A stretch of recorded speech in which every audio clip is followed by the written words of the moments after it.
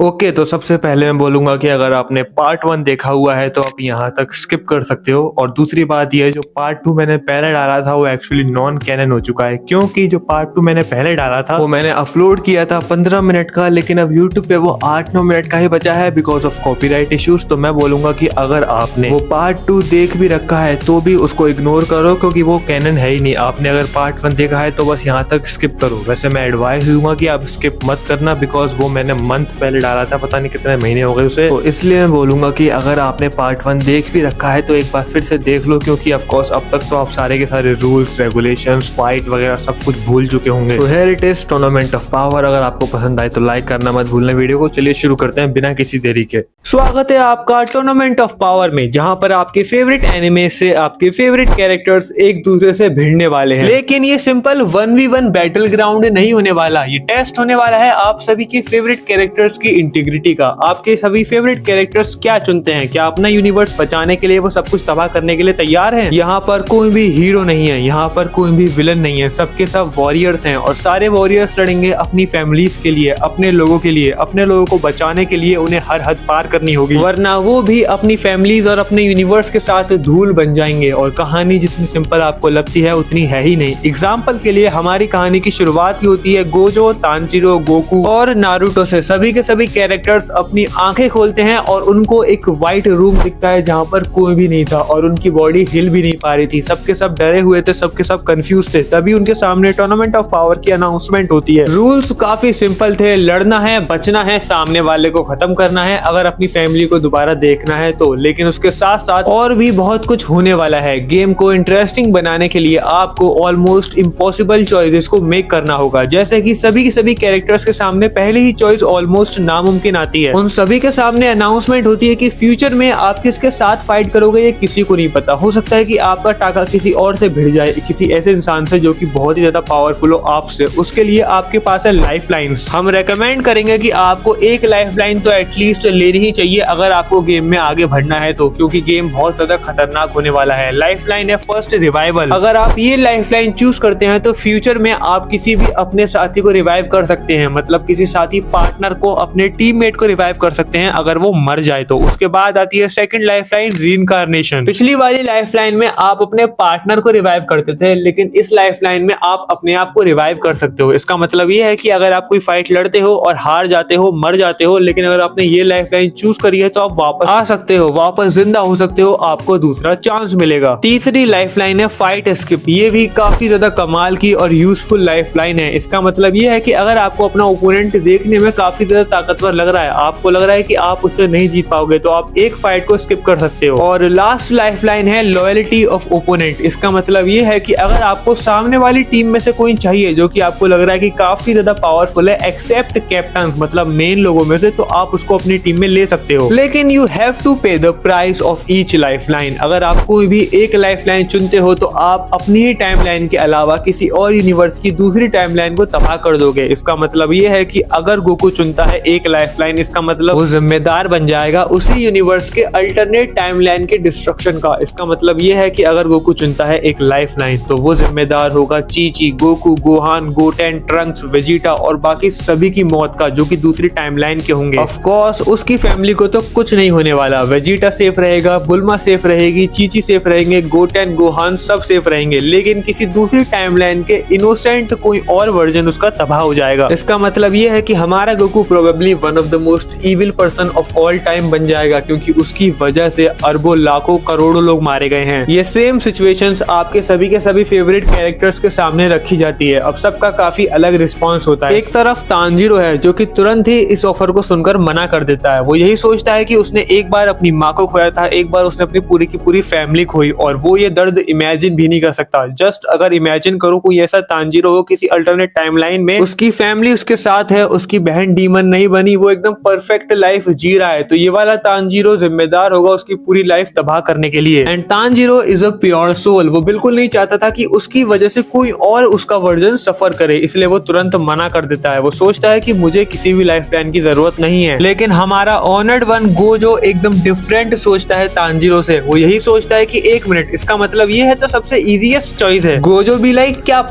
पता जिस यूनिवर्स को तबाह करें, जिस अल्टरनेट टाइमलाइन को वो तबाह करे, उसमें गोजो गोजो हो ही ना इतना पावरफुल। क्या पता उसमें तोजी ने गोजो को मार दिया हो, क्या पता उसमें सुकुना और गोजो की फाइट कभी हुई ही ना हो, क्या पता उसमें गोजो कभी पैदा ही ना हुआ हो। अगर उसे कुछ पता ही नहीं है तो उसे क्या फर्क पड़ता है, कोई भी अल्टरनेट टाइमलाइन तबाह हो जाए। गोजो भी यहाँ पर गलत नहीं है। गोजो यही सोचता है कि एक मिनट, अगर उसने बाई चांस लाइफलाइन नहीं चूज करी और वो मारा गया आगे चलकर, जिसकी वजह से उसका यूनिवर्स तबाह हो गया, तो वो यूजी, वो मेगुमी, वो उताहिमे जिससे वो प्यार करता था, वो सबके सब खत्म हो जाएंगे। और अगर गोजो लाइफलाइन चुनता है तो उसके पास एटलीस्ट एक मौका होगा अपने सभी अपनों को बचाने का, और वो लोग मारे जाएंगे जिनको उसने कभी देखा भी नहीं, और क्या पता वो सारे के सारे इविल हो, उनका मरना अच्छा हो। गोजो के लिए ये सबसे इजीएस्ट चॉइस थी। वो हंसता है और बोलता है कि वेल, अगर ऐसे ही क्वेश्चन आने वाले हैं तो मुझे लगता है कि ये टूर्नामेंट में काफी आसानी से जीत जाऊंगा। वो चुनता है रीइंकार्नेशन का, ऑफ कोर्स। इसका मतलब ये है कि फ्यूचर में अगर किसी फाइट में गोजो मर जाता है तो वो वापस आ सकता है। इसका मतलब ये है कि गोजो को एक एक्स्ट्रा लाइफ मिलेगी। वेल, तांजीरो की तरह ही गोकू भी तुरंत ही मना कर देता है इस ऑफर को। इन सब में सबसे चिल है गोकू। गोकू को किसी चीज का डर नहीं है। वो तो चाहता है कि कोई स्ट्रॉन्ग अपोनेंट उसके सामने आए और वो उससे भिड़ जाए, लड़े, उसे फाइट करनी है, उसे मजा आता है फाइट करने में। लेकिन जब उसे पता चला इस ऑफर के बारे में तो वो तुरंत मना कर देता है। गोकू इज लाइक, मैं कोई हीरो नहीं हूँ, लेकिन अगर मेरा यूनिवर्स मेरे हाथ में है तो मैं बिना किसी लाइफलाइन के उसको जिताने के काबिल रखता हूँ। मेरा यूनिवर्स मेरे हाथों में है, मैं उसको बचा कर रहूंगा चाहे कुछ भी हो जाए, लेकिन उसके लिए मुझे दरिंदा बनने की अभी तो जरूरत नहीं है। सब ने अपना डिसीजन ले लिया है, लेकिन नारुतो अभी भी कंफ्यूज है। नारुतो बहुत डरा हुआ है, मतलब इन सब में सबसे डरा हुआ नारुतो ही है। उसके अंदर से आवाज आ रही है कि उसे लाइफलाइन ले लेनी चाहिए, क्योंकि ये बात उसकी जान की नहीं है बल्कि millions of, billions of, trillions of life की है। और उनमें से काफी सारे लोग ऐसे हैं जिनकी नारुतो अपनी जान से ज्यादा फिक्र करता है। काफी सारे नारुतो के अपने भी हैं, इसलिए वो चाहता है कि वो लाइफलाइन ले ले, लेकिन वो भी गोकू की तरह दरिंदा नहीं बनना चाहता। वो भी एक अच्छा इंसान है ना। उसके बाद नारुतो बोलता है कि मेरे लिए इम्पॉसिबल है ये चूज करना, मैं बिल्कुल भी इसको चूज नहीं कर सकता। उसके बाद उसको एक आवाज सुनाई देती है जो कि बोलती है कि अगर आपके लिए ये इम्पॉसिबल है तो आप हार चुके हैं, क्योंकि अगर आपको ये हार्ड लग रहा है तो फॉर योर काइंड इन्फॉर्मेशन ये सबसे इजीएस्ट चॉइस है। आगे चलकर ऐसी ऐसी चॉइसेस आने वाली हैं जिसमें आपको दरिंदा बनना ही पड़ेगा। आप ये एक्सपेक्ट नहीं कर सकते कि आप हीरो बनोगे। यहाँ पर कोई भी हीरो नहीं है, कोई भी विलन नहीं है, सब वॉरियर्स हैं। और अगर आपने 10 सेकंड में कोई भी डिसीजन नहीं लिया तो आप अपने आप ही एलिमिनेट हो जाओगे और आपका यूनिवर्स अपने आप ही तबाह हो जाएगा। आप बचाओ दूसरी टाइमलाइन को, लेकिन अपनों को आप खो दोगे। उसके बाद 10 सेकंड का काउंटडाउन शुरू हो जाता है। 10,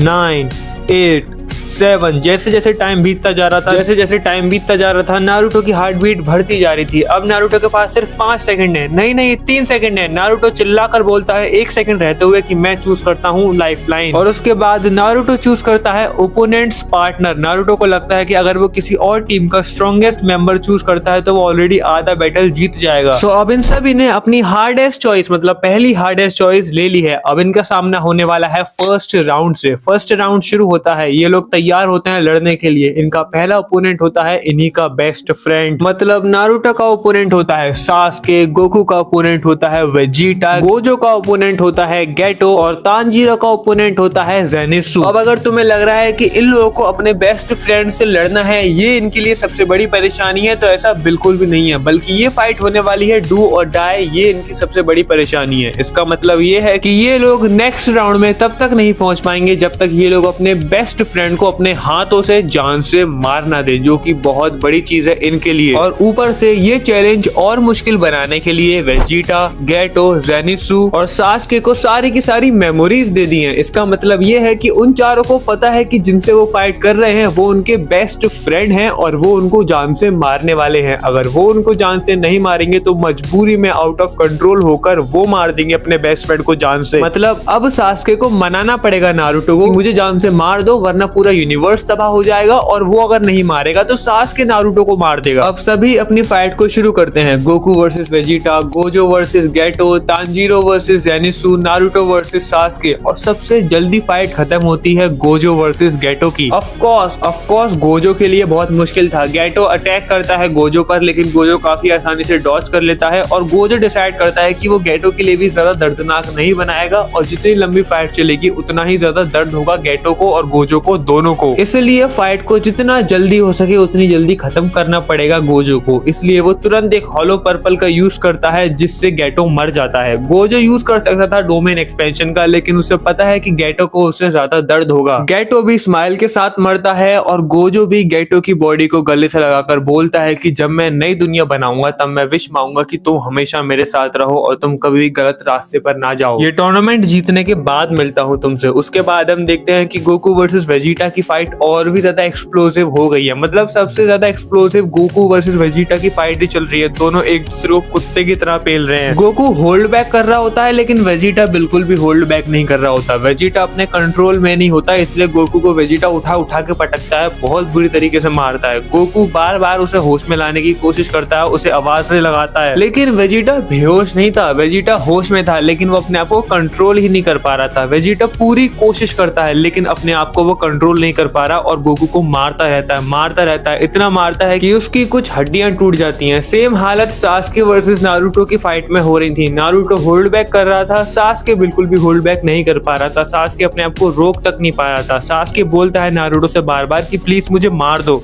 इस टाइम पर तुम्हारे कंधों पर बहुत सारी जिम्मेदारियां हैं। तुम पूरे के पूरे एक टाइमलाइन, एक यूनिवर्स को बचा सकते हो और उसको तबाह भी कर सकते हो अगर तुमने चाहा तो। तुम्हें जिम्मेदार बनना होगा, तुम्हें कुछ चीजें सेक्रीफाइस करनी होंगी। तुम्हारा ये साफ और अच्छा दिल सिर्फ तुम्हें हराएगा ही, तुम्हें मरवाएगा ही और कुछ नहीं। और अगर तुम मर गए तो बाकी सारे लोग भी मारे जाएंगे। ककाशी, जिराया, सुनादे, हिरोज़न सबके बारे में सोचो। तुम्हें मुझे मारना होगा। नारुतो स्टिल पूरी कोशिश करता है कि वो सास्के को ना मारे बल्कि सिर्फ और सिर्फ उसे इंजर्ड करे, लेकिन उसके बावजूद सास्के नहीं मानता और फुल फॉर्म में अटैक करता है। अब कुरामा को आना ही पड़ता है। कुरामा नारुतो से कंट्रोल छीन लेता है बॉडी का। कुरामा नारुतो से बोलता है कि I am really sorry boy, लेकिन सास्के भी यही चाहता है। और तुम्हें पता है, मुझे पता है कि इस टाइम पर सास्के का जीना इतना इंपॉर्टेंट नहीं है जितना तुम्हारा जीना इंपॉर्टेंट है। तुम्हारे ऊपर सब कुछ निर्भर है और इस टाइम पर मैं तुम्हें कमजोर पड़ने नहीं दे सकता। जैसे ही नारुतो की बॉडी पर कब्जा करता है कुरामा लिटरली कुत्तों की तरह मारता है सास्के को। सास्के फुल फोर्स से अटैक करता है लेकिन उसको कुछ फर्क नहीं पड़ता। कुरामा लिटरली डिसरिस्पेक्ट भी कर देता है सास्के की बिना किसी रीजन के। सास्के को एक्चुअली कुरामा पसंद नहीं करता था। ये जो कुरामा अब एंजॉय कर रहा है, काफी टाइम पहले ये सब एंजॉय करना चाहता था। सास्के की भुस्सी भर देना, काफी टाइम से वो सोच रहा था कि सास्के को पेलेगा, लेकिन उसे अब जाकर मौका मिला है और वो फुल मजे लेता है। Naruto was helpless. नारुतो काफी कोशिश करता है कुरामा से लेने की पूरा का पूरा कंट्रोल, लेकिन वो ले नहीं पाता क्योंकि कुरामा अपनी जिद पर अड़ जाता है। और इन दी एंड जब फाइनल ब्लो लैंड करता है कुरामा, तो सास्के मर जाता है। कुरामा फिर कंट्रोल दे देता है नारुतो को। नारुतो जैसे ही आगे बढ़ता है सास्के की लाश की तरफ, सास्के की लाश गायब हो जाती है। नारुतो बहुत गुस्से में बोलता है कि जो भी है इन सब चीजों के पीछे, वो मेरे हाथों से बचेगा नहीं, चाहे मेरे सामने गॉड ही क्यों ना आ जाए। I will Hunt him down. वहीं तांजीरो और जेनित्सु की फाइट में ऐसा पहली बार हो रहा था जहां पर एक साइड कैरेक्टर डोमिनेट कर रहा था प्योरली। मतलब तांजीरो काफी अच्छी फाइट दे रहा था, लेकिन क्योंकि जेनित्सु सो रहा था तो वो लाइटनिंग की स्पीड से ज्यादा तेज भाग रहा था। And it was so hard for Tanjiro to keep up. मतलब तांजीरो जैसे तैसे कर तो जेनित्सु को देख पा रहा था, उसके अटैक को डॉज कर पा रहा था, वो फाइट करता भी कैसे। और जेनित्सु फिर अपना फाइनल ब्लो देने की कोशिश करता है, लाइटनिंग की स्पीड से अटैक करता है तांजीरो पर, लेकिन वो दोनों आपस में टकरा जाते हैं क्योंकि जेनित्सु का पैर फिसल जाता है और जेनित्सु बहुत तेज गिरता है जमीन पर। गिरने से जस्ट पहले वो लाइटनिंग की स्पीड से ट्रेवल कर रहा था, जिसकी वजह से जब वो लैंड होता है तो उसका सर खुल जाता है और वो अपने आप खत्म हो जाता है और ऊपर चला जाता है। उसकी लाश लिटरली गायब हो जाती है और तांजीरो नोटिस भी बाद में कर पाता है। तांजीरो उठता है, लंबी सांसें लेता है और बोलता है कि वेल, मैंने कभी नहीं सोचा था कि जेनित्सु मुझे इतनी अच्छी टक्कर दे पाएगा, लेकिन अब फिनिश हो चुका है। मुझे बहुत बुरा लग रहा है जेनित्सु के लिए, लेकिन अगर मैं जीत गया तो जेनित्सु भी खुशहाली जिंदगी जिएगा। और सच बताऊं, मेरा काफी टाइम से मन कर रहा था जेनित्सु को पीटने का भी। आई मीन ऑफ कोर्स जैसी हरकतें करता है वो नेजुको के साथ, मुझे बिल्कुल भी अच्छा नहीं लगता। अच्छा है मर गया साला। उसके बाद हम देखते हैं कि इन सबकी फाइट खत्म हो चुकी है, लेकिन गोकू और वेजिटा साथ में अभी भी लड़े जा रहे हैं। और उसका रीजन सिंपल है, गोकू बहुत ज्यादा जिद्दी है। गोकू लिटरली अटैक करने से मना कर देता है वेजिटा पर, वो सिर्फ और सिर्फ डॉज करता है अटैक। वेजिटा उसे बार बार यही बोल रहा था कि यूजलेस कैकरॉट, मुझे मारो, क्या तुम एक सेन नहीं हो, तुम्हारा सेन प्राइड कहाँ चला जाता है। लेकिन उसके बाद वेजिटा को रियलाइज हो जाता है कि गोकू कुछ नहीं करेगा, मुझे ही कुछ करना पड़ेगा। वेजिटा एक बार फिर से कोशिश करता है, पूरी की पूरी जान लगा देता है अपने हाथ पैर कंट्रोल करने में, लेकिन वो ऑफकोर्स नहीं कर पा रहा होता। उसके बस में नहीं थे उसके हाथ पैर, वो लिटरली गोकू को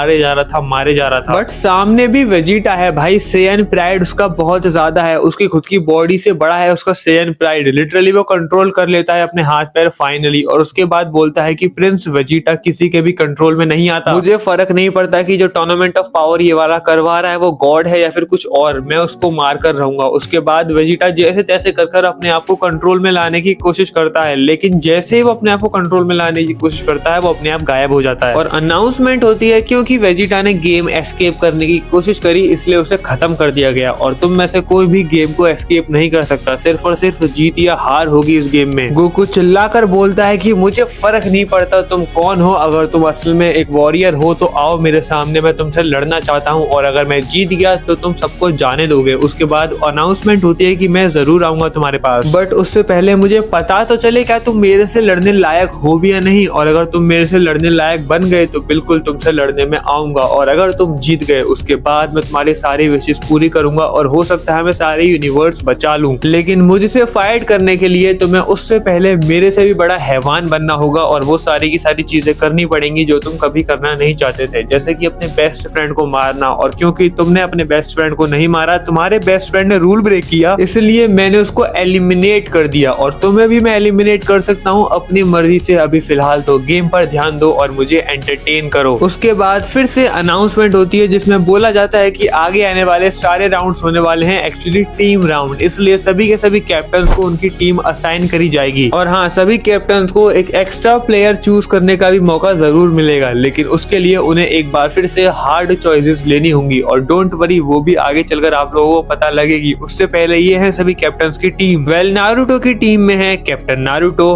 हाशिरामा, यूटा और ब्रोली। उसके बाद गोकू की टीम में है गोकू, माद्रा, मेगुमी और फ्रीजा। गोजो की टीम में है Might Guy, Toji, Gohan. Tanjiro की टीम में है मिनातो, सुकुना, ट्रंक्स। वेल, इतना ही नहीं, कैप्टन्स के पास चांस है एक एक्स्ट्रा टीम मेंबर चुनने का, लेकिन उसके लिए उन्हें एक सैक्रिफाइस करना पड़ेगा। अगर वो चाहें तो अपने यूनिवर्स से वो कोई भी एक एक्स्ट्रा सुपर हीरो ले सकते हैं, लेकिन उसके लिए उन्हें सैक्रिफाइस करना होगा अपने यूनिवर्स का ही कोई भी मेंबर। इसका मतलब ये है कि जस्ट इमेजिन अगर गोकू चूज करता है कि उसे एक एक्स्ट्रा मेंबर चाहिए, और वो एक्स्ट्रा मेंबर के लिए जस्ट सपोज वेजिटा को चुनता है क्योंकि वेजिटा उसका बेस्ट फ्रेंड है, तो अगर उसे वेजिटा को चुनना है उसके लिए उसे अपने यूनिवर्स में से किसी का सैक्रिफाइस देना होगा। इसका मतलब ये है कि अगर गोकू को एक्स्ट्रा प्लेयर के तौर पर वेजिटा चाहिए जो कि आगे जाकर काम आएगा जीतने में, उसके बाद अगर गोकू जीत भी जाता है तो उसको एक बंदे का नाम देना होगा वेजिटा की जगह उसके यूनिवर्स का ही। अगर यूनिवर्स बन भी गया तो वो कभी वापस नहीं आएगा। फॉर एग्जाम्पल जस्ट इमेजिन करो, अगर नारुतो को सास्के को चूज करना है एक एक्स्ट्रा प्लेयर के तौर पर तो वो चूज कर सकता है, उसके बदले उसे किसी का नाम देना होगा। जस्ट फॉर एग्जाम्पल अगर वो ककाशी का नाम दे देता है तो अगर बाद में वो लोग सास्के की मदद से वॉर जीत भी जाते हैं, गेम जीत भी जाते हैं, तो ककाशी उस यूनिवर्स में होगा नहीं। मतलब सब होंगे लेकिन ककाशी नहीं होगा। मतलब ये काफी सिंपल है। अगर आपको एक एक्स्ट्रा टीममेट चाहिए तो आपको कुछ नहीं करना है, आपको बस किसी एक बहुत ही प्यारे बहुत ही अपने इंसान को खोना होगा, वो भी हमेशा हमेशा के लिए, वो कभी वापस नहीं आएगा। लेकिन यहाँ पर एक ट्विस्ट है, एक्चुअली वो यूनिवर्स में किसी का भी नाम ले सकते हैं। इसका मतलब ये है अगर गोकू चाहे तो फ्रीजा का नाम ले सकता है, अगर गोजो चाहे किसी कर्स का नाम ले सकता है, अगर तांजीरो चाहे किसी डीमन का नाम ले सकता है, और अगर नारुतो चाहे वो किसी भी इंसान का नाम ले सकता है जिससे वो नफरत करता है। लेकिन यहीं पर प्रॉब्लम आती है गोकू को। गोकू को लगता है कि जितने भी लोग हैं वो जीना डिजर्व करते हैं, चाहे वो कितना भी बुरा इंसान हो, मरना तो वो भी डिजर्व नहीं करता। इसलिए गोकू इस बार भी कोई एक्स्ट्रा टीममेट नहीं लेता, उसे अपनी टीम पे काफी ज्यादा भरोसा था। हालांकि तांजीरो इसके बिल्कुल अपोजिट तुरंत नाम लेता है मूजान का, क्योंकि वो मूजान से तहे दिल से नफरत करता था और उसकी जगह वो योरीची ले लेता है। वेल, गोजो भी यही सोचता है कि वेल किसी को क्या ही फर्क पड़ता है। गोजो काफी सारे नाम लेता है, मतलब माहितो, जोगो, लेकिन उसे रियलाइज होता है कि वो सिर्फ एक ही नाम ले सकता है, तो वो नाम लेता है माहितो का और सुकना मांगता है। लेकिन सुकना ऑलरेडी किसी और की टीम में था तो वो लेता है जोगो को, क्योंकि ऑफ कोर्स जोगो भले ही गोजो के सामने वीक है और गोजो ने जोगो को बहुत बुरी तरीके से मारा था, लेकिन जोगो वैसे काफी ज्यादा स्ट्रॉन्ग कर्स है। अकॉर्डिंग टू गोजो, सुकना के बाद सबसे स्ट्रॉन्गेस्ट कर्स है जोगो। उसके बाद हम देखते हैं नारुतो को नारुतो को भी सेम प्रॉब्लम होती है। नारुतो भी यही सोचता है कि यार हर कोई जीना डिजर्व करता है, चाहे वो कितना बुरा क्यों ना हो। और अपना नारुतो तो वैसे भी एक्सपर्ट है टॉक नो जुत्सु का। इसका मतलब ये है वो लिटरली हर बुरे इंसान में अच्छाई ढूंढ ही लेता है। वो भी फिलोसफी ही पेलता है कि हर कोई इंसान एक दूसरा चांस डिजर्व करता है, कोई भी मरना डिजर्व नहीं करता, सब में अच्छाई होती है, इसलिए वो भी कोई एक्स्ट्रा टीम मेंबर नहीं चुनता। वेल अब फाइनली हमारे सारे के सारे हीरोज एक ही डंपिंग ग्राउंड में फेंक दिए जाते हैं। सारे के सारे हीरोज, सारे के सारे टीम अब एक साथ आ जाती है आमने सामने और अनाउंसमेंट होती है कि अब होगा 1v1 मैच सभी का। सबको साइड होना है, कोई भी डिस्टरबेंस अलाउ नहीं करी जाएगी। मतलब 1v1 मैच होना चाहिए, अगर कोई और इंटरप्ट करता है तो वो अपने आप एलिमिनेट हो जाएगा। और जो बंदा भी 1v1 का राउंड जीतता है उसको मिलेगा चांस एक फ्री लाइफलाइन चूज करने का, और जो हारता है वो अपने आप को तभी बचा सकता है जब उसके कैप्टन या उसके किसी टीम मेंबर के पास रिवाइवल की पावर होगी, मतलब रिवाइवल की लाइफलाइन। अब यहाँ से होगा मेन शो शुरू। Let the show begin. Tournament of power, team Goku versus team Naruto versus team Tanjiro and versus team Gojo. और ये लोग लड़ रहे हैं बिकॉज इन सभी के ऊपर कोई ऐसा बंदा बैठा है जो कि इन सभी से ज्यादा पावरफुल है। इनकी पावर कंबाइन कर भी उसकी हाफ पावर नहीं बनेगी और इसलिए वो इनसे मजे ले रहा है, लिटरली एंटरटेनमेंट ले रहा है। डोंट वरी, वो फाइनल बॉस बहुत जल्द ही अपने आप को रिवील करेगा। तो अब शुरू होगा 1v1 राउंड, जहां पर हमारे सभी फेवरेट कैरेक्टर्स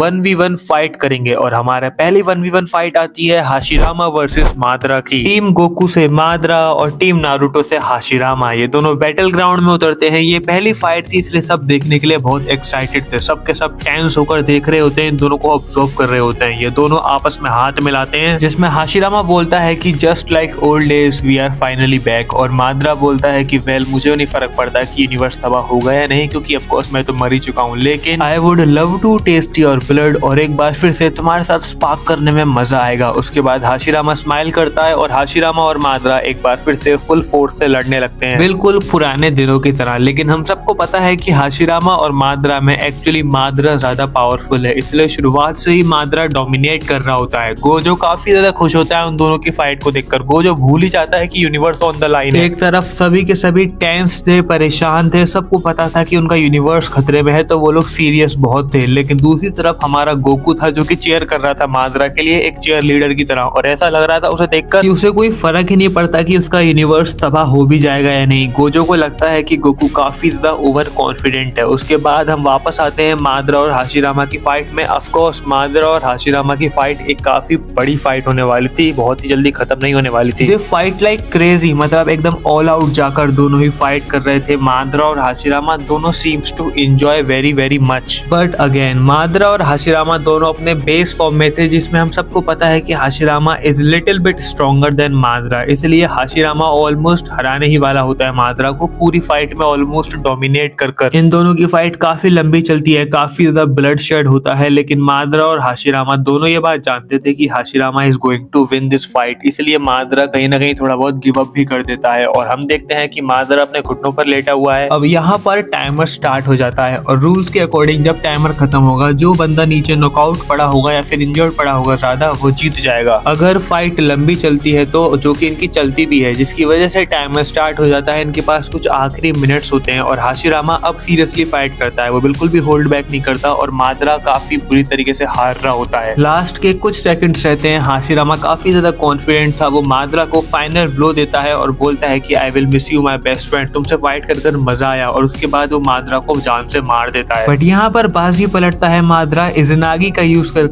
लास्ट के 10 सेकंड में मादरा इज़नागी का यूज करता है और जब हाशिरामा ऑलमोस्ट सोच चुका था कि वो जीत ही चुका है तो वो केयरलेस हो जाता है, रेस्ट करने लगता है, तब मादरा उस पर पीछे से अटैक करता है और उसे पूरा का पूरा नॉकआउट कर देता है। Hashirama was not ready, Hashirama ने सोचा था कि फाइट कंप्लीट हो चुकी है, लेकिन मादरा ने यही उसका फायदा उठाया। और हाशिरामा ऐसा नहीं है कि हील नहीं हो सकता था, हाशिरामा हील हो सकता था, लेकिन अब बहुत कम टाइम रह गया था, कुछ ही सेकंड का टाइम रह गया था। और हाशिरामा कितना ही हील हो जाएगा, क्योंकि कुछ ही सेकंड का टाइम रह गया है और मादरा के पास एकदम न्यू बॉडी है भाई, मादरा अभी अभी हील होकर आया है पूरा, और हाशिरामा एकदम बहुत बुरी तरीके से इंजर्ड है, इसलिए हाशिरामा बाहर हो जाता है। और हमारे फर्स्ट राउंड का विनर है मादरा उचिहा। जैसे ही मादरा अपने स्टैंड में पहुंचता है, गोकू उसको बहुत प्यार से गले लगाता है और बोलता है कि तुम काफी ज्यादा स्ट्रॉन्ग हो, लेकिन गोकू के गले लगाने से ही मादरा की हड्डियां टूट जाती हैं। गोकू ने एक्साइटमेंट में कुछ ज्यादा ही जोर से गले लगा लिया मादरा उचिहा को। वेल, क्योंकि टीम गोकू से एक बंदा जीता है तो फिर गोकू के पास चांस होता है एक लाइफ लाइन लेने का और गोकू चूज करता है रिवाइवल, मतलब गोकू किसी को भी रिवाइव कर सकता था अपने पार्टनर को अगर वो मर जाता है तो। वेल अब टाइम था एक और फाइट का और जल्दी से जल्दी वॉरियर अनाउंस होते हैं। तो पहला वॉरियर होता है सुकना और जैसे ही गोजो सुकना का नाम देखता है बोर्ड पर वो काफी ज्यादा खुश होता है, वो काफी ज्यादा एक्साइटेड होता है। वो चाहता था कि अगला नाम उसका हो। गोजो वर्सेस सुकना की फाइट देखने में हम सबको मजा आएगा और हम सबसे ज्यादा एक्साइटेड तो था गोजो सातोरू खुद। गोजो खुद चाहता था कि उसका नाम जल्द से जल्द आए, लेकिन टीम गोजो से अगला नाम आता है जोगो का और यहाँ पर जोगो की फटकर 4 हो जाती है। जैसे ही वो देखता है कि सुकना उसका ओपोनेंट है वो तुरंत गिव अप कर देता है। ही वाज लाइक मुझे मरना ही है तो मैं ऐसे ही मर जाऊंगा ना, मैं लड़ूं या ना लड़ूं इससे कुछ फर्क पड़ता ही नहीं है, सबको रिजल्ट ऑलरेडी पता है। लेकिन गोजो धक्का दे देता है जोगो को नीचे और जोगो नीचे जाकर गिरता है। उसके बाद सुकना खड़ा होता है, जोगो का इंतजार कर रहा होता है। जोगो उससे डरकर पूरे टाइम भाग रहा होता है लेकिन सुकना मजे लेकर मारता है जोगो को। तभी उसे गोजो की आवाज आती है। गोजो चिल्लाकर बोलता है कि चिंता मत करो, ऑल आउट जाओ, फुल फाइट करो, तुम चिंता मत करो, मेरे पास लाइफ लाइन है रिवाइव करने की, अगर तुम मर भी जाओगे तो मैं तुम्हें रिवाइव कर जाऊंगा। जोगो बहुत खुश होता है। जोगो सोचता है कि अब आएगा ना मजा, अब मेरे पास 2 लाइफ हैं, इसका मतलब ये है कि मुझे पहली लाइफ में इसे इतना एंजॉय कर देना चाहिए ताकि दूसरी लाइफ में मुझे फायदा हो। और जोगो फिर ऑल आउट जाता है सुकना की तरफ, लेकिन सुकना ऑफ कोर्स काफी आसानी से उसे मैन हैंडल करता है भाई, बहुत बुरी तरीके से मारता है। जिस तरीके से सुकना डोमिनेट कर रहा था उसको नारुतो सोचता है कहीं सुकना उससे भी ज्यादा पावरफुल तो नहीं है। ऑफ कोर्स सुकना की पावर लेवल का नारुतो को कोई भी अंदाजा नहीं है। उसके बाद जोगो को वो एक पंच मारता है जिससे जोगो ऑलमोस्ट मरने ही वाला होता है। तभी वो गोजो की तरफ देखता है इस आश में कि गोजो से रिवाइव करेगा, लेकिन गोजो स्माइल करता है और बोलता है I am really really sorry जोगो, मुझे पता नहीं था हमारे पास रिवाइव नाम की कोई लाइफ लाइन ही नहीं है, हमारे पास तो रीइंकार्नेशन है, उससे सिर्फ और सिर्फ मैं जिंदा हो सकता हूँ मरकर, तुम नहीं हो सकते, I am really really sorry. जोगो बहुत गुस्सा होता है और गोजो पर ही अटैक करने लगता है, लेकिन सुकना उसको पकड़ता है और उसे मार देता है जान से तुरंत के तुरंत। उस बीच हमें गोजो और सुकना का फेस ऑफ भी देखने को मिलता है। दोनों स्माइल करते हैं और उसके बाद वो दोनों अपने अपने कॉर्नर पर चले जाते हैं। लेकिन तभी गोकू उन दोनों को गौर से देखता है और बोलता है आर दे गे? मैं उस सफेद बाल वाले से बिल्कुल नहीं लड़ना चाहूंगा, देखो उसने कैसी स्माइल दी उसे। गोजो ये बात सुन लेता है और चिल्लाकर बोलता है कि मैं गे नहीं हूँ। क्योंकि टीम तांजीरो से सुकना फाइट जीत चुका है तो तांजीरो के पास चांस है एक लाइफ लाइन चुनने का और तांजीरो लाइफ लाइन चुनता है रिवाइवल की। वेल अब इसके बाद होती है हमारी इस राउंड की 3rd फाइट स्टार्ट, जिसमें टीम गोकू से आता है फ्रीजा और टीम गोजो से आता है गोहान। वेल ये फाइट काफी ज्यादा इंटरेस्टिंग होगी। जैसे ही फ्रीजा को ये पता चलता है, फ्रीजा सबसे पहले देखता है गोकू की आंखों में, स्माइल करता है और बोलता है कि आई होप अब तो तुम मेरे से ये एक्सेप्ट नहीं करोगे कि मैं तुम्हारे बेटे पर इजी जाऊं। गोकू स्माइल करता है और बोलता है कि बिल्कुल, मैं तुमसे बिल्कुल भी एक्सपेक्टेशन नहीं लगाता, मैं चाहता हूं कि तुम फुल ऑन ऑल आउट जाकर फाइट करो उससे, क्योंकि मुझे पता है मैं अपने गोहान को जानता हूं, तुम उसे नहीं हरा पाओगे। वेल गोहान और फ्रीजा साथ में फाइट करना चालू करते हैं। शुरुआत में गोहान डोमिनेट कर रहा होता है, फिर फ्रीजा थोड़ा सीरियस होता है तो उसके बाद फ्रीजा डोमिनेट करने लगता है। फ्रीजा और गोहान की फाइट ऑलमोस्ट इक्वली चल रही होती है जब तक गोहान ट्रांसफॉर्मेशंस की झड़ी नहीं लगा देता। हमें देखने को मिलता है beast Gohan versus black Frieza. Of course Frieza भी तो ट्रांसफॉर्मेशन करेगा और ये फाइट भाई बहुत क्लासी होती है। इवन ये फाइट नो डाउट अब तक की लॉन्गेस्ट फाइट भी होती है, बट यहाँ पर चीजें और भी ज्यादा इंटरेस्टिंग बन जाती हैं क्योंकि हम सबको पता है कि ये फाइट टाइम लिमिट में तो एंड नहीं होने वाली। तो अब कौन ज्यादा डैमेज कर पाएगा टाइम लिमिट खत्म होने से पहले, इससे फाइट और भी ज्यादा इंटरेस्टिंग बन जाती है। इवन इन दोनों की फाइट में ये दोनों इतनी तेज ट्रेवल कर रहे थे कि इनको सिर्फ और सिर्फ गोकू और ट्रंक्स देख पाते हैं, बाकियों को तो इनकी फाइट भी बीच में दिखना बंद हो जाती है कि ये दोनों आखिरकार लड़ कहां से रहे हैं। टाइम खत्म हो रहा था। गोहान और फ्रीजा दोनों अभी तक तो इक्वल लग रहे थे फाइट में और दोनों काफी अच्छी फाइट एक दूसरे को देते भी हैं, साथ में एंजॉय भी करते हैं। लेकिन धीरे धीरे कर गोहान की एनर्जी डाउन हो रही थी। थक तो फ्रीजा भी रहा था लेकिन गोहान की हालत बहुत ज्यादा क्रिटिकल लग रही थी क्योंकि उसका जो बीस्ट मोड है वो पावरफुल होने के साथ साथ काफी ज्यादा टोल भी पे कर रहा था उसकी बॉडी पर। Well in some final seconds Gohan जाता है ऑल आउट। गोहान एक बहुत ही स्ट्रॉन्ग कामेहामेहा प्रोड्यूस करता है और ब्लैक फ्रीजा टोटली उसके सामने आ जाता है। अब ब्लैक फ्रीजा ऑफ कोर्स एक कामेहामेहा से तो डिस्ट्रॉय नहीं होने वाला था पूरी तरीके से, लेकिन उस कामेहामेहा ने काफी अच्छा डैमेज कर दिया था ब्लैक फ्रीजा को और अब डैमेज ज्यादा हो गया था फ्रीजा के ऊपर, जिसकी वजह से फ्रीजा लास्ट सेकंड एलिमिनेट हो जाता है और गोहान जीत जाता है। क्योंकि गोहान गोजो की टीम में था तो गोजो के पास एक और बार चांस होता है कुछ ना कुछ लाइफ लाइन चुनने का और गेस व्हाट गोजो क्या चुनता है? गोजो चुनता है रिवाइवल। वेल अब नेक्स्ट फाइट शुरू होती है जहां पर टीम नारुतो से मैदान में उतरता है यूटा और साथ के साथ टीम गोजो से उतरता है मैदान में तोजी। दोनों जुजुत्सु काइसेन के one of the strongest characters के बीच होने वाला था क्लैश। फ्लैश, एक के पास दुनिया जमाने का कर्स एनर्जी है और एक के पास कर्स एनर्जी है ही नहीं। जैसे ही ये फाइट शुरू होती है हमें पता चलता है कि actually Toji is damn fast. Like Toji literally इतना फास्ट था कि रीका भी उसे नहीं देख पा रही थी। यूटा की तो बात ही अलग है। तोजी इज सो फास्ट कि जब तक यूटा को थोड़ा बहुत संभलने में टाइम लगता है तब तक तो यूटा की वो बुस्सी भर चुका था। तोजी उसे बहुत मारता है। इवन रीका भी जब मैदान में उतरती है तो रीका भी उसे नहीं पकड़ पाती। वेल गोजो जब उन दोनों की फाइट देख रहा था, गोजो वाज रियली सरप्राइज क्योंकि उसे पता था कि तोजी बहुत स्ट्रॉन्ग है, लेकिन उसे ये नहीं पता था कि यूटा इतना एक्चुअली वीक निकलेगा। यूटा से वो काफी ज्यादा एक्सपेक्टेशन लगाकर बैठा था, बट हमें पता लगता है कि अब तक एक्चुअली यूटा थोड़ा सा होल्ड बैक कर रहा था क्योंकि वो सारी की सारी कर्स एनर्जी गैदर करना चाहता था एक बारी में ही और एक ही अटैक में खत्म करना चाहता था वो तोजी को थका कर उसकी स्पीड स्लो कर एक फाइनल अटैक मारना जिसमें तोजी पूरा खत्म हो जाए। ये था उसका प्लान, लेकिन वो प्लान थोड़ा सा भारी पड़ रहा था उस पर क्योंकि तोजी पहली बात तो थक नहीं रहा था इतनी आसानी से, और एक्चुअली यूटा कुछ ज्यादा ही डिफेंसिव खेलने लग गया था। यूटा सिर्फ और सिर्फ डिफेंस करता है, अटैक्स को डॉच करता है, अटैक करता नहीं है वो उस पर। अनटिल नाउ एक बार फिर से हमें पता लगता है कि टाइम धीरे धीरे कर जा रहा है। तोजी काफी ज्यादा कॉन्फिडेंट था क्योंकि तोजी ने काफी अच्छा खासा डैमेज दे दिया था यूटा को और यूटा काफी कुछ खास कर नहीं पाया था तोजी के खिलाफ। लेकिन तभी रीका अचानक से पकड़ लेती है तोजी को। दिस वाज सरप्राइजिंग और रीका के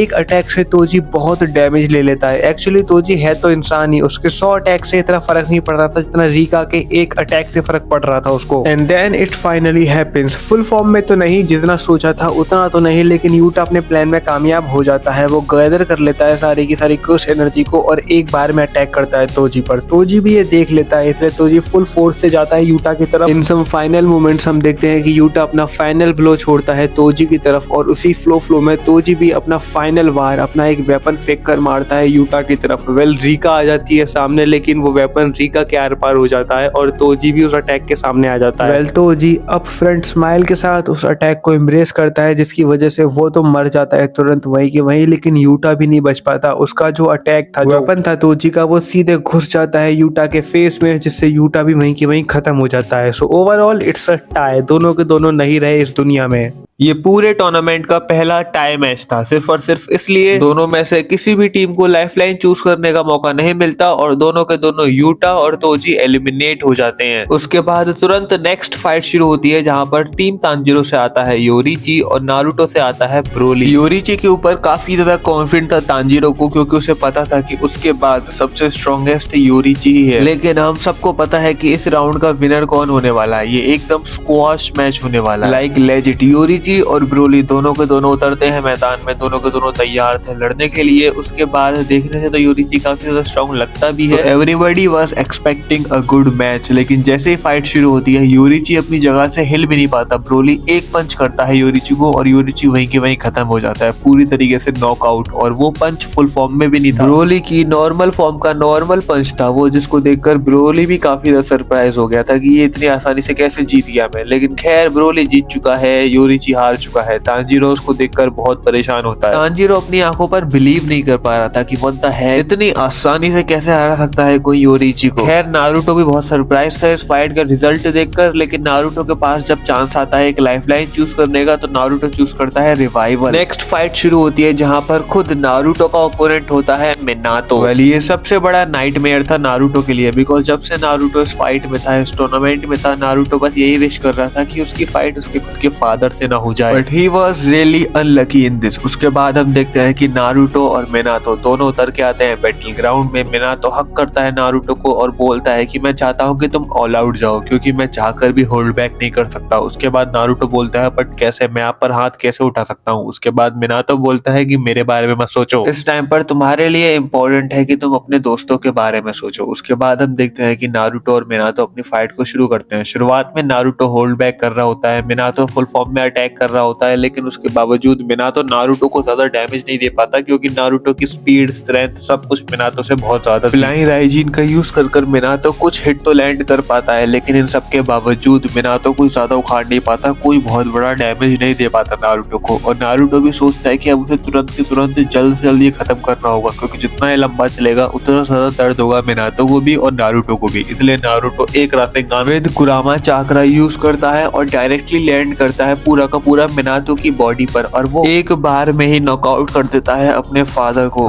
मिनातो की हालत खराब थी लेकिन नारुतो उसकी हेल्प नहीं कर सकता था और इसी तरीके से नारुतो ये राउंड जीत जाता है। इसके बाद नारुतो के पास एक और चांस होता है एक और लाइफलाइन लेने का और नारुतो लाइफलाइन लेता है रीइंकार्नेशन की। उसके बाद नेक्स्ट फाइट शुरू होती है जो की थी टीम गोजो से खुद गोजो की वर्सेस टीम गोकू से मेगुमी। ये दोनों बैटल ग्राउंड में आते हैं। ऑफ कोर्स दोनों फादर और सन की तरह ही हैं। एक बार फिर से काफी इमोशनल फाइट होती है गोजो के लिए। गोजो सोच ही रहा था कि मैं नहीं चाहता कि मैं तुमसे लड़ूं, लेकिन तुम चिंता मत करो, मैं बाकियों की तरह इमोशनल फूल नहीं हूँ। मैं बिल्कुल भी होल्ड बैक नहीं करने वाला क्योंकि मुझे पता है कि अगर मैंने तुम्हें हरा दिया तो उसके बाद जब यूनिवर्स बनेगा तो मैं जिंदा रहूंगा, तुम भी वहीं पर होंगे। उसके बाद मेगुमी बोलता है अच्छी बात है क्योंकि मैं चाहकर भी होल्ड बैक नहीं कर सकता। उसके बाद तुरंत माहितो समन करता है महुरागा का। फिर गोजो बोलता है इतनी जल्दी क्या है। उसके बाद हमें पता लगता है कि मेगुमी महुरागा को समन करे उससे पहले ही गोजो डोमेन एक्सपेंशन खोल देता है, जिसके बाद हम देखते हैं कि गोजो सॉरी बोलता है मेगुमी से, लेकिन उसके बाद गोजो के डोमेन एक्सपेंशन में मेगुमी वहीं के वहीं खत्म हो जाता है। ये फाइट अब तक की सबसे शॉर्टेस्ट फाइट थी, I mean second shortest after Broly versus Yoriichi से। इस फाइट से हमें पता लगता है कि गोजो और बाकी सभी कैरेक्टर्स में कितना ज्यादा फर्क है जुजुत्सु काइसन के। अब सारी की सारी फाइट्स काफी ज्यादा बोरिंग होने लगी थी। एक भी अच्छी फाइट देखने को नहीं मिली हमें, लेकिन अब देखने को मिलने वाली थी क्योंकि हमारी अब नेक्स्ट फाइट थी गोकू वर्सेस ट्रंक्स की। गोकू वाज रियली हैप्पी क्योंकि उसे लगता था कि ट्रंक्स में काफी ज्यादा टैलेंट है और ट्रंक्स ही है जो सच्ची फाइट दे पाएगा, और वो बात सच भी थी। उसके बाद दोनों के दोनों बैटल ग्राउंड में आते हैं। ट्रंक्स गोकू से बोलता है कि आई नो मैं आपसे नहीं जीत पाऊंगा, लेकिन मैं बिल्कुल भी आपको इजी फाइट नहीं देने वाला। आप तो जानते ही हैं कि अगर यहाँ पर मेरे फादर होते तो वो भी ऑल आउट जाकर फाइट करते। उन्हें फर्क नहीं पड़ता कि यूनिवर्स बचेगा या नहीं बचेगा, लेकिन वो अपना 100% देते फाइट में और आपको हराने की कोशिश करते। गोकू बोलता है मुझे पता है और मैं भी चाहता हूँ कि तुम होल्ड बैक ना करो, हो सकता है कि इनमें से कोई हो जो मुझसे ज्यादा स्ट्रॉन्ग हो। आई डोंट नो, मैंने अभी सबको लड़ते हुए नहीं देखा और इसलिए मैं चाहता हूँ कि मेरा अच्छे से वार्म अप हो जाए तुम्हारे साथ फाइट करते हुए, और डोंट वरी मैं भी इंजॉय करूंगा फाइट को और ऑल आउट ही जाऊंगा। उसके बाद ट्रंक्स और गोकू अपनी फाइट को शुरू करते हैं। पहले ये दोनों अपने बेस फॉर्म में लड़ते हैं जिसमें गोकू डोमिनेट कर रहा होता है। उसके बाद ट्रंक्स अपनी लिमिट पुश करते हुए काफी अच्छी फाइट दे रहा होता है गोकू को। गोकू काफी आसानी से एक्चुअली फाइट में काफी कंफर्टेबल था, लेकिन धीरे धीरे करके उसे रियलाइज हो जाता है कि ट्रंक्स इतनी आसानी से डाउन नहीं होने वाला। उसके बाद गोकू भी थोड़ा सा सीरियस होकर फाइट करता है। वो दोनों ऑल आउट जाते हैं और इस फाइट से सबके सब समझ जाते हैं कि ये जो ड्रैगन बॉल के कैरेक्टर्स है ये एक्चुअली बहुत ज्यादा स्ट्रॉन्ग है। आई मीन अब तक की सबसे लॉन्गेस्ट फाइट भी गोहान वर्सेस फ्रीजा की थी, अब तक की शॉर्टेस्ट फाइट भी ब्रोली वर्सेस योरीची की थी, और अब जब गोकू और ट्रंक्स लड़ रहे हैं तो वो इतनी तेज फास्ट मूव कर रहे हैं कि काफी सारे लोग तो उनको देख भी नहीं पा रहे। हालांकि गोकू काफी ज्यादा डोमिनेट करता है और इन दोनों की फाइट भी टाइम लिमिट के आसपास आ ही जाती है। और उसके बाद गोकू बोलता है आई एम रियली सॉरी, लेकिन अब सब कुछ खत्म करने का वक्त आ गया है। और उसके बाद गोकू जाता है अल्ट्रा इंस्टिंक्ट फॉर्म में। वो इतनी तेज चिल्लाता है कि उसके चिल्लाने की वजह से ही काफी सारे लोग हवा में उड़ जाते हैं। सिर्फ और सिर्फ ब्रोली और गोहान ही बिना किसी प्रॉब्लम के खड़े हुए थे। बाकी सभी कैरेक्टर्स को रियलाइज हो जाता है कि उनमें और गोकू में जमीन आसमान का फर्क है। Goku is literally God level. Goku के अल्ट्रा इंस्टिंक्ट में ट्रांसफॉर्म होते ही ट्रंक्स भी समझ जाता है और बाकी सब भी समझ जाते हैं कि अब एक्चुअली फाइट कंप्लीट हो चुकी है। गोकू इतनी तेज मारता है ट्रंक्स के कि उसके खून निकलने लगते हैं। ट्रंक्स को वो बहुत बुरी तरीके से पेलता है और फाइनल ब्लो देते हुए सॉरी भी बोलता है, और ये भी बोलता है कि अगर यहाँ पर तुम्हारे फादर होते तो वो बहुत ज्यादा प्राउड फील करते तुम पर। ट्रंक्स को सिर्फ ये वाली बात सुननी थी, इसलिए ट्रंक्स गोकू से सॉरी और थैंक यू दोनों बोलता है। और उसके बाद गोकू एक बार में ट्रंक्स को खत्म कर देता है, जिससे हमारा विनर होता है गोकू। गोकू के पास ऑप्शन था एक बार फिर से लाइफलाइन चूज करने का, और गोकू चूज करता है लॉयल्टी ऑफ ओपोनेंट। और फाइनली इस राउंड की फाइनल फाइट होने वाली थी जो कि थी तांजीरो वर्सेस माइट गाय की। और तुम्हें पता है, मुझे पता है ये फाइट ऑफ कोर्स तुम लोगों को भी लग रहा होगा, मुझे भी लग रहा है कि ये फाइट काफी ज्यादा इजी होने वाली है। माइट गाय काफी आसानी से जीत जाएगा। और द फैक्ट इज कि ये बात तांजीरो भी जानता है, इसलिए तांजीरो बहुत सैड होता है। उसे पता होता है कि अगर वो मर गया तो उसका पूरा का पूरा यूनिवर्स ऑटोमेटिकली खत्म हो जाएगा, क्योंकि वो कैप्टन है। इसलिए वो बहुत सीरियसली फाइट में उतरता है। माइट गाय भी उतरता है फाइट में। माइट गाय काफी चिल होता है क्योंकि ऑफ कोर्स वो बंदा जब मादरा से बैठा था तब वो चिल था, तो इसके सामने तो वो चिल रहेगा ही। उसके बाद माइट गाय और तांजीरो अपनी फाइट को शुरू करते हैं। पहले माइट गाय वार्म अप कर रहा होता है, लेकिन उसमें भी वो काफी ज्यादा फास्ट होता है तांजीरो से। तांजीरो बहुत सारे ब्लोस लेता है और माइट गाय को बुरा लग रहा था तांजीरो के लिए। आई मीन हम सबको पता है कि Might Guy is a pure soul और तांजीरो उसके सामने तो बच्चा ही है, इसलिए वो उसे बहुत बुरा लग रहा था। उसे लग रहा था कि एक ट्रू फाइटर कभी भी किसी बच्चे पर हाथ नहीं उठाता, लेकिन उसे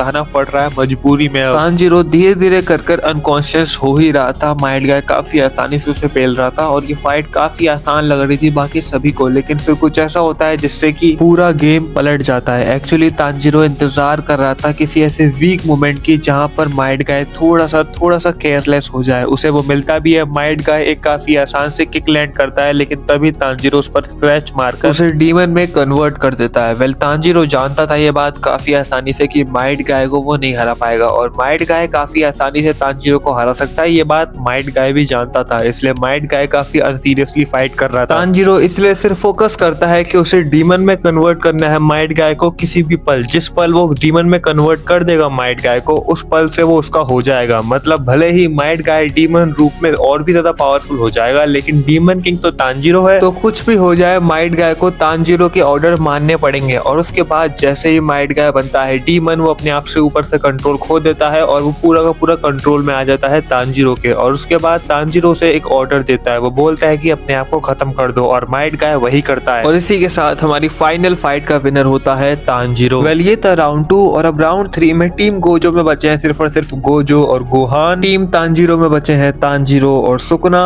टीम गोकू में बचे हैं गोकू और माद्रा। टीम नारुतो में बचे हैं नारुतो और ब्रोली। और इसी के साथ नेक्स्ट राउंड हम देखेंगे नेक्स्ट वीडियो में। बाय द वे मैं बता दूं कि नेक्स्ट राउंड क्या होने वाला है। तो नेक्स्ट राउंड से पहले सबसे पहले तो इन लोगों को एक एक कैरेक्टर और ऐड करने का मौका मिलेगा इनकी टीम में। बट द कैच इज ये लोग अपने यूनिवर्स से या फिर अपने पार्टनर के यूनिवर्स से नहीं चूज कर सकते। इसका मतलब ये है कि टीम गोजो में अगर गोजो और गोहान है तो वो लोग जुजुत्सु काइसन और ड्रैगन बॉल यूनिवर्स से नहीं चूज कर सकते। तो गोजो और गोहान की टीम में नेक्स्ट मेंबर ऐड होता है अकाजा। गोकू और माद्रा की टीम में नेक्स्ट मेंबर ऐड होता है तोजी। नारुतो और ब्रोली की टीम में एक बार फिर से ऐड होता है मेगुमी और तांजीरो और सुकुना की टीम में ऐड होता है वेजिटा। और फाइनल राउंड होने वाला है जिसमें ये सब के सब एक साथ नंगों की तरह लड़ेंगे। इसका मतलब ये है कि कोई रूल्स नहीं, कोई रेगुलेशन नहीं, सब के सब एक बैटल ग्राउंड में पटक दिए जाएंगे और सब के सब एक दूसरे के टीम के साथ फुल आउट वॉर पर जाने वाले हैं। और वो हम देखेंगे नेक्स्ट पार्ट में। आई होप आपको वीडियो पसंद आई होगी। अगर हाँ तो लाइक करना मत भूलना, चैनल को सब्सक्राइब करना मत भूलना। देखो आपने रिक्वेस्ट करी, मैंने पूरी करी, अब मेरी भी रिक्वेस्ट पूरी करो, सब्सक्राइब करो चैनल को। चलो मिलता हूँ अगली वीडियो में, तब तक के लिए लव यू, सायोनारा।